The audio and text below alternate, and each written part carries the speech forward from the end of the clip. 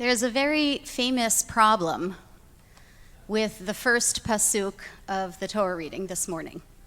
Two famous problems, in fact. The pasuk reads, Vayu Hayei Sarah, 100 shana ו20 shana ו7 shanim, shnei Hayei Sarah. And Sarah's life came to 100 years, and 20 years, and 7 years. These were the days of Sarah's life. Now, most translations kind of skip over this part, so if you look in your Eitz Chaim when we're reading, you won't see this in the English. But this is what the Hebrew says: 100 years, 20 years, and 7 years. And then it repeats. These were the days of her life. These were the years of her life. So it's a bit strange. Why is Sarah's life described this way? Why the redundancy? And commenting on the repetition, the fact that the pasuk repeats at the end, these were the years of Sarah's life, Rashi says famously, Kulan shavin letova. It's repeated to teach us that all the years of her life were equally good. Really? I don't know. We've spent the last 11 chapters in the story of Abraham and Sarah, and I think we would be hard-pressed to describe Sarah's life or the years of her life as equally good. She had some good moments, certainly, but there was lots of uncertainty, jealousy, longing, unfulfillment. So what does Rashi mean when he says that they were equally good? So now we have a question about the answer to the question. This is very Jewish. Does Rashi really believe that her years were good? Does he really believe that we can describe all the years of her life as equally good? So there are many commentators over decades, centuries, who comment on Rashi's comment. They want to explain what Rashi could mean. And it's a few variations on a theme. I'm sorry, I'm just going to pause and ask for folks to turn off their phones. Thank you. So we have a number of answers, and they're all kind of a variation on a theme. That she was so faithful, she had so much trust in God that allowed her to experience all of her years as good, even though there was lots of hard stuff happening. She made the best of what God had given her. She had the midah, she had the quality of equanimity, of composure. She was able to maintain kind of a steady state of composure all the years of her life, whatever was happening. Others say her life was good because she had a sense of purpose, and that purpose kept her going through all of the trials and tribulations. So she lived a life of perfect faith, equanimity. Her physical life, her spiritual life were aligned. She was on such a high spiritual plane. She had this sense of purpose. And these are beautiful answers to what it means for her life to have been good. Important lessons we can learn from these answers. But I don't buy it. Because again, we go and look at Sarah's life and the way that she behaves and the things that she says, and they tell us a different story. Sarah's rather a passive character. In all of these 11 chapters, she speaks and acts, or she speaks only 5 times. And she acts, the Torah describes her doing something just a few more times than that. Whereas Abraham talks a lot and does a lot. So let's look at what Sarah says these 5 times that we hear her voice. She gives Hagar to Abraham to have a child because she herself is barren. Hagar thinks less of her when the child is born. Aha, I'm better than my mistress. I've had a child. Sarah says to Abraham, this is your fault. And then she spends the next however many hours, days, weeks, treating Hagar horribly to the point where Hagar runs away. when she overhears the messengers who come to tell Abraham that she's going to have a child, she laughs in disbelief. How could this be possible? And God gets angry with her, right? How could you think that I can't do this? And when God calls her on it, she lies. She says, no, I didn't say that. I didn't laugh. The third time, she doesn't even speak. She speaks in the dream of someone else. The fourth time is the only time that we see her smile, that we see a sense of fulfillment and purpose and softness and kindness. And that is when Yitzchak is born, and she names him Yitzchak. God has brought me laughter. Vatomer Sarah tzachok asali Elohim. Kol hashomea yitzchak li. Everyone who hears will laugh together with me. And then the fifth and perhaps the most famous time that we see her, and it's the last time that we see her act and talk in the Torah, is when she gets so upset with Yishmael, who is doing something that she understands to be untoward to Yitzchak, that she throws Hagar and Yishmael out of the house. And they are left to run to the desert, and who knows what will happen to them there. So one sentence at the end of her life, toward the end of her life, the last thing we hear from her, causes so much fracture and so much suffering. So I'd say that for the most part, if we look at these passages, Sarah's life does not really seem to reflect a life of perfect faith, a life of perfect composure, resilience. So now we're back to our question. What could Rashi mean when he says that all the years of her life were good?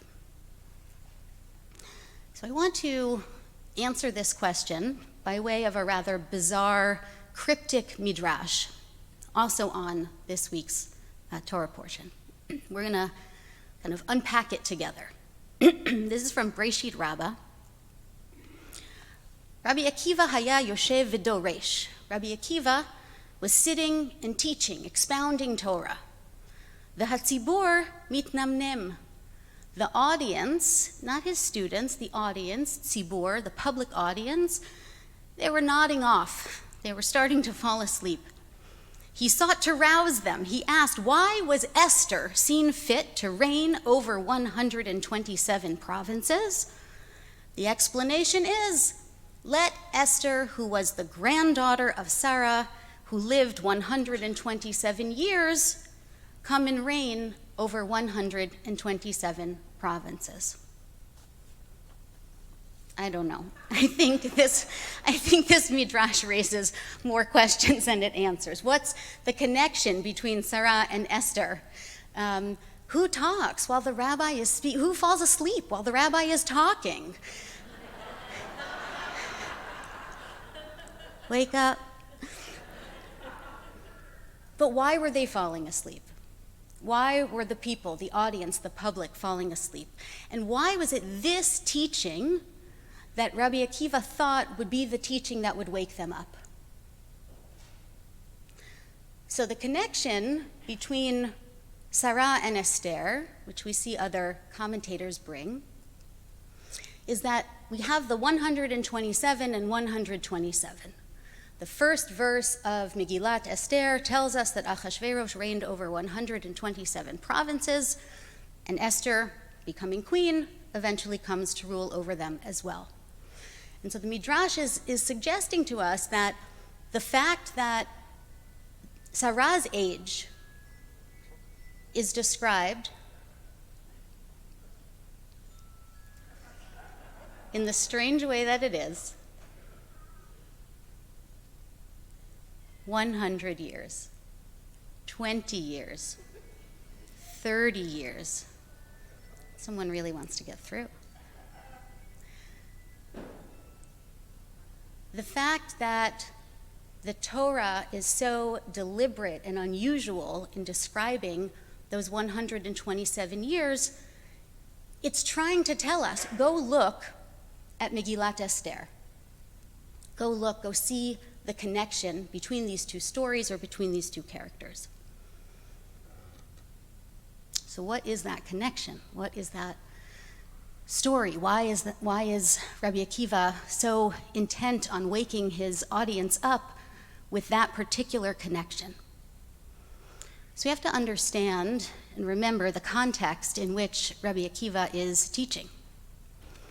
This is after the destruction of the Beit HaMikdash, of the temple. They're under Roman rule. It is a time of severe persecution of the Jews. People are not allowed to study Torah. He's taking a very big risk by teaching Torah publicly in this way. That's the significance of his teaching publicly. People are not allowed to perform mitzvot, observe Shabbat. And he sees that they're nodding off. Physically, they're falling asleep, but spiritually, they're falling asleep as well. And they're losing hope. And they're thinking, this is what's going to be of us. Why should we learn Torah? Why should we come together in community? Why should we observe Shabbat? Why should we perform mitzvot? It's only going to end badly for us. Our greatest teachers are being killed. People are being persecuted all over the place. Why should we be Jewish, essentially? And Rabbi Akiva brings this connection between Sarah and Esther, saying that Sarah, who lived, again, not a perfect life, she was flawed, but she certainly is understood in our tradition to be a paragon of chesed, of kindness. So her performance of mitzvot, her engagement with the values of our people, centuries later, Esther merited to become queen and to rule over 127 provinces. In other words, he's saying, we have to take the long view. Don't lose hope. We don't know if things will change in our lifetime, if things will get better in our lifetime. But the thread of our history from Sarah to Esther shows us that we will be redeemed, that we will survive, the Jewish people will survive.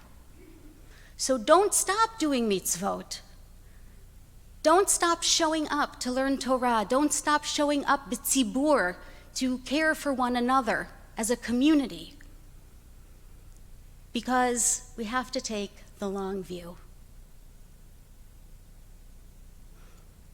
When things are hopeless, Rabbi Akiva is suggesting, we don't throw up our hands in despair.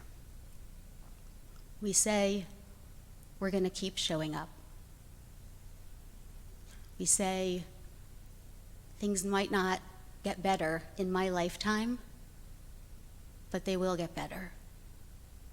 That's the story of our people. I have been part of this community for a little over 10 years. Here are some of the things that have happened in the last 10 years. If you think back to 2015, 2016, our country has been going through some difficult stuff. Let's just put it that way. COVID, October 7th, whatever it is that we're living through now, I don't even know what to call it. We're living through many, many years where it's easy to not have hope, where it's easy to throw up our hands and say, what's the point? Nothing's going to ever get better. But I have seen over the past 10 years so much hope in this community, so much stepping up in this community. It has been such a privilege to be nourished by what I see all of you doing, showing up, learning Torah, coming together as a community, performing mitzvot, taking care of one another. You're going to hear a little bit more about that later. This is not a community that despairs. So these words of Rabbi Akiva, asking us to take the long view, we need to hear them now and again. We do need to be reminded.